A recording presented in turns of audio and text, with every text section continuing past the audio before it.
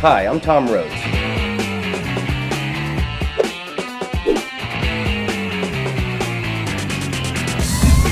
My favorite thing about being a comedian is to be able to go to different countries all over the world and be able to kill an audience with laughter. Enjoy the many magnificent delights of my journey through Malaysia and the joyous sound of laughter.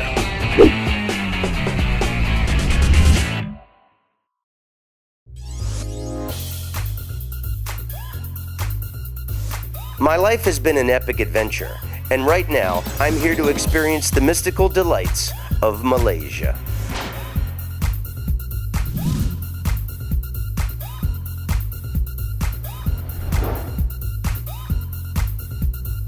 One of my oldest best friends in the world has lived in Malaysia for the last few years. My friend Sam Coleman was a journalist in Amsterdam when I met him. Now, he's the editor of Esquire magazine for Malaysia. I couldn't think of a better travel guide to show me this exotic culture. Sam is one of my most knowledgeable friends. From him, I learned that the term to run amok comes from Malaysia. The original term described a frenzied person who was running wild and murdering indiscriminately. Because my friend Sam is a big shot with Esquire magazine, we got to go to many great events.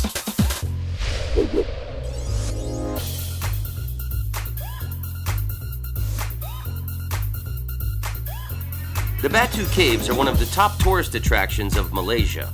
Inside the caves are Hindu shrines. It is home to one of the holiest Hindu festivals outside of India. I set up some shows at the Kuala Lumpur Comedy Club. That's right, there's a comedy club in Kuala Lumpur. I wonder what comedians are making jokes about in Malaysia, and I wonder how my jokes are going to go over.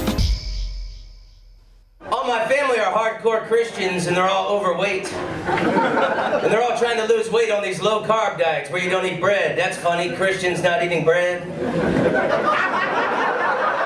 And Jesus said, take this bread and eat it. It is my body. And the disciples said, Jesus, we're all on low-carb diets. We appreciate you dying for our sins, but we're all trying to slim down a little bit. We want to look good in the painting.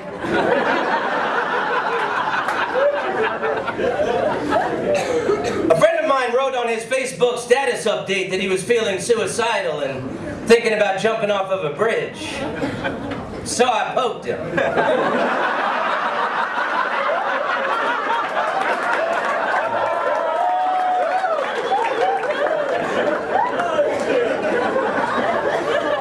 You have to be careful what you tell old people, man. I was with a friend of mine, and his mother asked us, what does LOL mean? And we were just messing around with her, and we told her it means lots of love. And then her mother died, and she wrote on her Facebook, my mother died yesterday, LOL.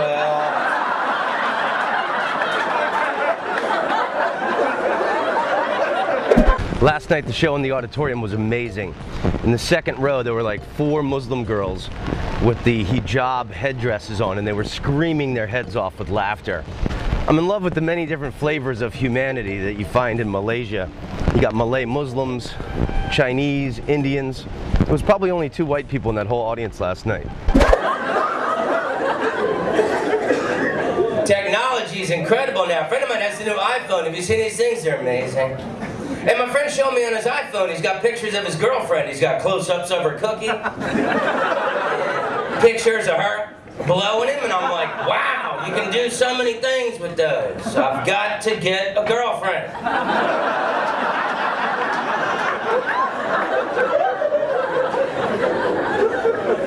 Actually, that's a joke. I do have a girlfriend. My girlfriend is Indian. My girlfriend is Hindu. She believes in hundreds of gods. Sex is very exciting. She could yell out anybody.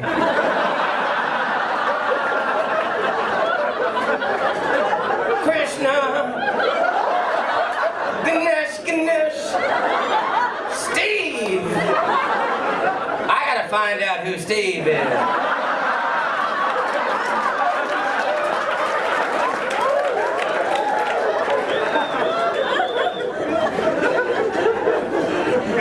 Beautiful religion though. My favorite Hindu god is Ganesh, the elephant head boy. Because all religions have got some some weird shit to believe in, but the elephant head boy, man, that's beautiful.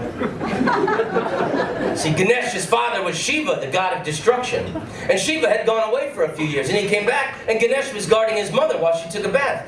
And he didn't recognize his own father, so it wouldn't let him through. It had been a few years. So Shiva cut off his head, and someone went, dude, that's your son. And he went, oh shit. And he went into the jungle, and the first animal he saw was an elephant. So he cut off the elephant's head, and he stuck it on his son. And that's why you see the image of the elephant head boy in Hindu. I love the story of Ganesh, because after all, aren't we all the victims of our parents' mistakes?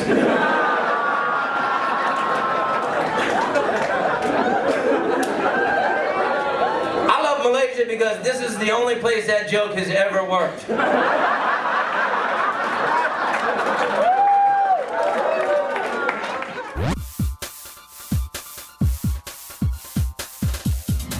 The comedy scene in Kuala Lumpur is just starting. It's a few years old. There's an older guy named Harith who everybody looks up to. No worries, read the subtitles. This is Malaysia, we have subtitles. You go to our cinemas, subtitles, 3 languages, blocking half the screen. Harith Iskander he paved the way for stand-up comedy here in Malaysia. Well, I started doing stand-up comedy in 1991.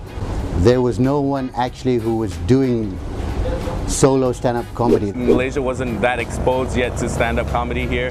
Their idea of comedy was very sketch-based, very slapsticky. Comedy in Malaysia was all sketch-based. There were theatre groups doing comedy sketches. Sketch-based and MC-based, where we have an MC, you just call up people from the crowd, make fun of their clothing, tell them to play a funny game, and so that was the brand of comedy. And so suddenly you got one guy going up on stage with a microphone. He was the one who kind of personified that whole I'll stand up, one mic, one guy. All my shows were corporate gigs, corporate functions, annual dinners. We started on the deep end. The only people that hired us were corporate shows, annual dinners, dinner and dance, award ceremonies. When I started doing a show, every time, the look in the audience, they'd be looking up at me because they're at a corporate dinner, they're here to hear the CEO give a speech, have a little dinner, have a dance performance, and suddenly this guy gets up on stage and starts talking.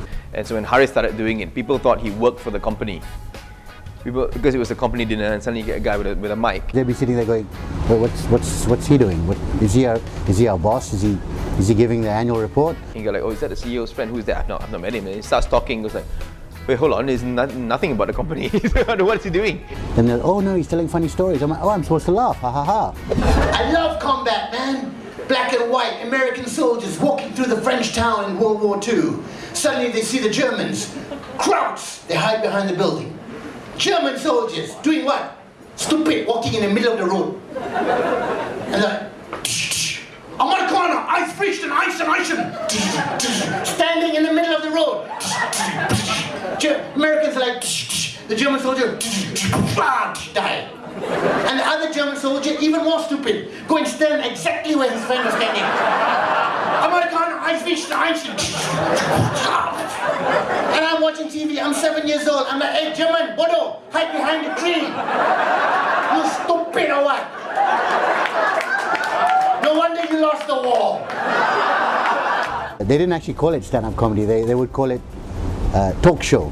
They refer to it. Oh, I saw you did a good talk show at my dinner. I've had people come up to me and say like, your speech was really funny. It's not a speech. It's like I said, a lot of people here still don't get the why did the chicken cross the road joke. They'll be like, what is so funny about that stupid joke? I say, well, it's a meta joke. That's the thing. You have to be familiar with joke format to know, to laugh at the why did the chicken cross the road joke. The idea of comedy started to grow because of the internet. And I noticed only in the last 8 or 9 years, because of the advent of YouTube and the ease at which Malaysians are starting to see stand-up comedy on YouTube. I think I have to credit YouTube and the internet for the introduction of comedy. I can't thank YouTube enough for introducing it to us. Now people are beginning to understand the culture, understand the form. They took a particular Indian from Canada to expose Malaysians to, oh wow, what is this? Because Russell Peters then came on And suddenly all my friends who have no clue as what stand-up comedy was were recommending Russell Peters to me. Of course, I'd seen him and I go like, oh yeah, it's stand-up comedy. And Russell Peters is a very funny example to use because people watch Russell Peters first and think that, wow, that's stand-up comedy, right? And when I do my jokes and they say, hey, your script like Russell Peters. People don't recognize that what we do is stand-up comedy. They go, you're like Russell Peters. Of course, when you say that, we're like, what do you mean? My jokes are like him? What do you mean? The way I set up my material is, what do you mean? No, you stand there and you tell jokes. Oh, I'm a stand-up comedian. So they actually equate stand-up comedy or stand-up comedy regarding race to Russell Peters. But it's a start. We have to start somewhere. I said, what can it do? So this is a Bluetooth headset. I got the range at 15 meters. Means you're standing here. Your phone is 15 meters away. You can still talk on the phone. Why would I be 15 meters away from my mobile phone?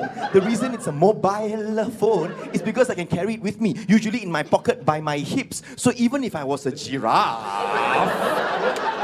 I would need 15 meters. Because here's a fun fact, giraffes neck maximum 6 meters. So I tried to imagine, is there a time where I would really be 15 meters away from my handphone and so that I will appreciate this Bluetooth with a 15-meter range? Yes. What if I'm eating one day in Klang and a snatch thief comes and take my handphone and run? By the time I recover from the shock, I will give chase. By that time, perhaps the thief is 15 meters away. And supposing at that exact same time, I get a phone call. Then yes, I'm thankful for this 15-meter headset Bluetooth range. But it will be a damn strange conversation. Hey, jangan lari. Hey, jangan lari, babi. Oi, silakan babi punya hello. There's a common misperception that Muslim people have no sense of humor. Our perception of ourselves is not the same perception as you would have in America. So when someone comes along and says, oh, what do you think of the perception of Muslims not having a sense of humor? We're almost like, oh, we never heard that. You know, it's almost an alien concept. Muslims are funny people. What are you talking about? We're making a sweeping statement to say that Muslims have no sense of humor. I would say majority of them do. The minority that don't, however, are very vocal about their objection. I don't think Muslim people realize that they're naturally funny, but they just think they're just living their everyday lives. The thing with Malaysia is we're multiracial. We have three main races, the Chinese, the Indians and the Malays. I mean, there are a lot of other races, but these are the three main races. The comedy is actually a lot based on race now, and a lot based on very generalisms about cliches and stereotypes. Yeah, the Chinese, we are very famous for three things. Now clap if you agree with me. The Chinese are very famous for finance. The Chinese are very famous for Kung Fu. And the Chinese are famous for being loan sharks. Which, if you think about it, is actually finance and Kung Fu combined.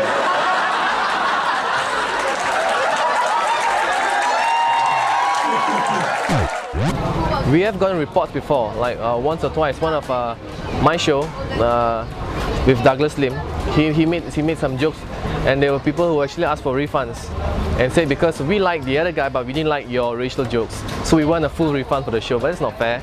If at a show 300 people, 290 didn't like it, then perhaps I screwed up. You know, but if everyone else is laughing and you're offended, maybe instead of looking at me, look at yourself. Seeing as it's a country of multiracial ethnicity, it's the most obvious thing to address. The first time I get on stage, I make fun of myself. If you're going to do racial jokes, the first race you hit on is your own. When I do a Chinese joke, that makes it okay for me to say it, and then they laugh at it. That's fine, as opposed to me doing an Indian joke. But you know, being Chinese, I have to question, because in the whole world of punctuations, Chinese people, we are the question mark. Because Chinese people, everything we say is a question. Huh? CRC, Thai mai Thai? What? What your problem? Why reserve seat must 10 ringgit? Why? How come? Then why you come? Why I cannot come? Everything is question.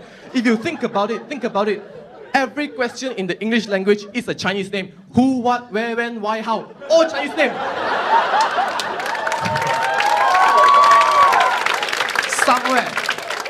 somewhere in south of China is a teacher giving out homework. Who, what, where, when, why, how? There's a race on one side and there's religion on the other side. The one thing that gets most backlash here is obviously religious jokes. And these, in Malaysia, these are what we call sensitive issues. Why is drinking a sin for Muslims? Why? Because the Quran says, when you drink, you forget about God. I said, what? No. God is the first person on your mind when you're drinking and driving through a roadblock.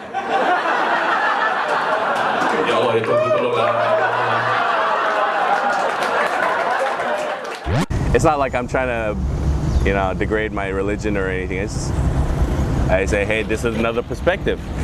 It's very difficult to try and tell people or try and get people to look at the funny side of something when they have decreed that their religion is beyond the realm of jokes. There were many times during my early days when the audience were like, ooh, are you allowed to say that? He made a comment about race or about religion or about the government. Is he allowed to do that? So for me, it was learning on the job. It was finding the fine line between being able to continue doing what I'm doing and being arrested and disappearing, which doesn't happen in this country much. I'm happy to be in Malaysia, because I was in China, and I have to admit, I'm afraid of Chinese people. I don't know if you saw Crouching Tiger, Hidden Dragon, or the closing ceremonies of the Beijing Olympics. Chinese people can fly.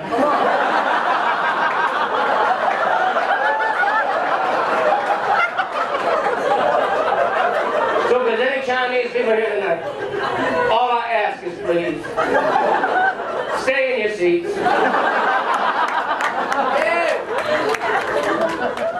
In Malaysia, yes, we get sensitive about such things. Whereas I think over in the Western world, the PC level that you guys have gone to, we find ridiculous. Where when you say, well, of course he did that. She's German, and people are like, oh, you can't say that. You can't say that. Yeah. But the thing, the negative things you can't say, or what is perceived as negative, of course he's power crazy, he's German. Whereas you go like, but of course he's efficient, he's German. They're fine with that. Yeah. But if it's slightly negative, they get all offended. But the fact is, surely you must believe that no one takes that seriously. He's efficient because he's an efficient guy. Regardless, I mean, people tell me, aren't you proud to be Chinese? Chinese, they were the pioneers of medicine. They invented paper. The Chinese didn't invent paper. A smart guy who happened to live in China invented paper. And in any case, I'm Chinese. I haven't invented shit. I've not done anything. Why should I be proud to be something that I didn't work hard to achieve? It's like saying, oh, aren't you proud to be a father? Well, yes. I had to find someone who was willing to take my semen. Something so disgusting, my balls rejected it. But I made it was like, well, aren't you proud to be Chinese? Well, I was born this way. I didn't have a choice. I was born part Chinese. It's like, I'm proud to have nipples. Why? If you ask anybody, it's like, Malaysians, we're the most racist people in the world. But the thing with Malaysia is that, although to a Western culture some of the things we say may sound racist, the stereotypes that we put into our jokes and our humor and our comedy is actually, it's just, there's no harm intended. When you make a joke, the objective at the end of it all is to get you to laugh. And if you laugh, we've succeeded, regardless of whether it was insulting or not. But every joke has a victim. The crowd is growing or maturing because they're starting to have preference. When people tell me, hey, I prefer the other guy's joke to this guy's joke, I'm like, that's good, because you're realizing that there are things that you like. Because the young comedians are very different. Some of them are the older ones are more political. The younger ones, some of them are very angsty. Some of them are very racial. Some of them have like lots of sex jokes. We do a lot of sex jokes because sex is kind of a taboo subject here in Malaysia. So whenever you get a sex joke, you're like, oh. And people say, I don't really like the sex jokes. I like the politic jokes. It's good. So for me, it's like Malaysians are always trying to grow or trying to mature in a sense. I think it's nice. In Malaysia, it's a lot of people have a lot of head knowledge. It's all inside, but they will not voice their opinion because they want to make sure that unless my opinion is foolproof, I will not say it. As opposed to Americans who basically shout the opinion out first and then backtrack. Well, let's agree to disagree. You know? Whereas I would say Asians in general are usually, unless you're 100% sure you can't be rebutted, then I will say it. And that's why I think in comedy we're trying to stop that. We're trying to just say it first. And if you're wrong, laugh about it. Why do you think you need to be omniscient? You need to be 100% right all the time. You're not God. It's okay. Make a mistake. Grow up. Slowly grow. It's part of the process. You don't have to be perfect. So the big issue in the United States right now is they're going to build a mosque at Ground Zero, and everybody is upset that they're going to build a mosque. Do you think they should build a mosque at Ground Zero? Yeah! I think in the United States we should build a mosque on top of every building, then we'd never get attacked.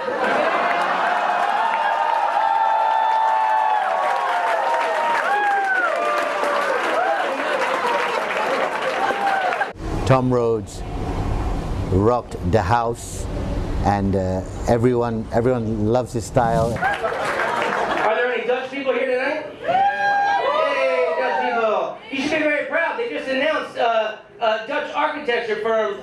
They chose the design is going to replace the World Trade Center in New York City, and it's a Dutch company. And it's beautiful, man. It's going to be one of the tallest buildings in the world, and it's going to be a windmill, and all the fans will be able to knock down any incoming aircraft.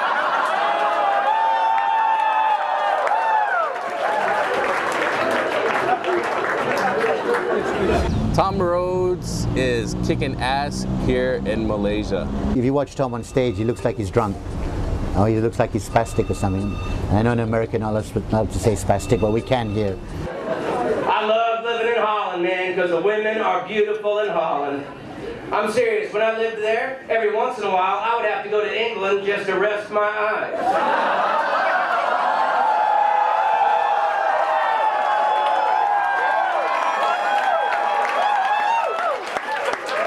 Oh, good. You've been there.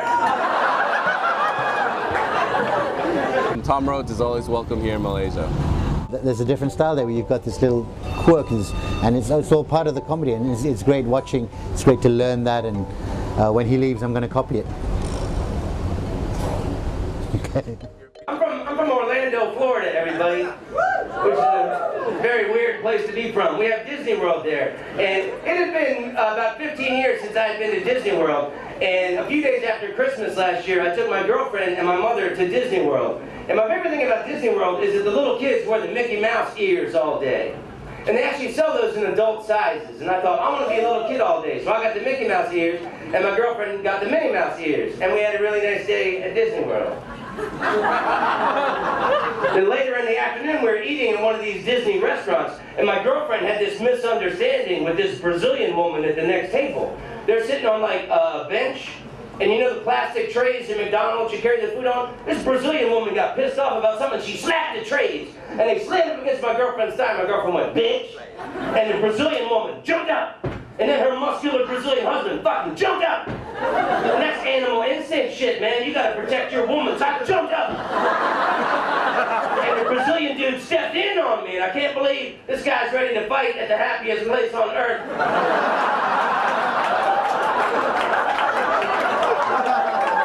And I float up, and I'm ready to go down, and I realize I got these dumbass Mickey Mouse ears.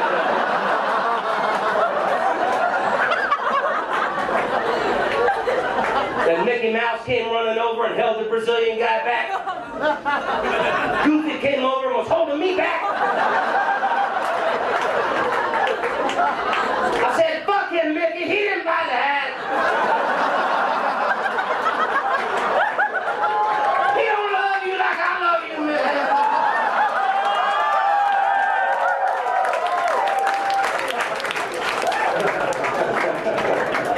Oh my God, this is my first set in Malaysia. I'm having a workout.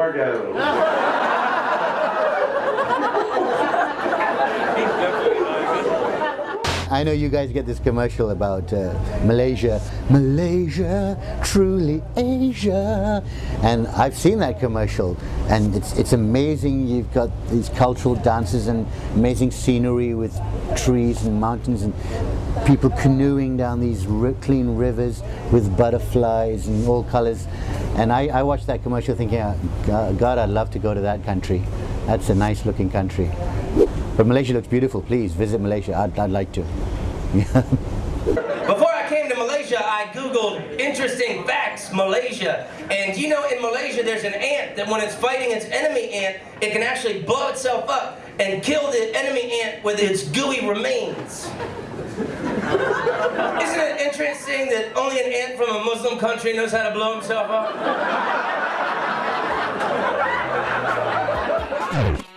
Don't be afraid of Malaysia, everybody. There is abundant prosperity spilling out in the good humor of its people. They know that we are all one big human family, and that laughter unites us beyond all meaningless conflicts. I know I will return to see some of the best friends I've ever made in my life.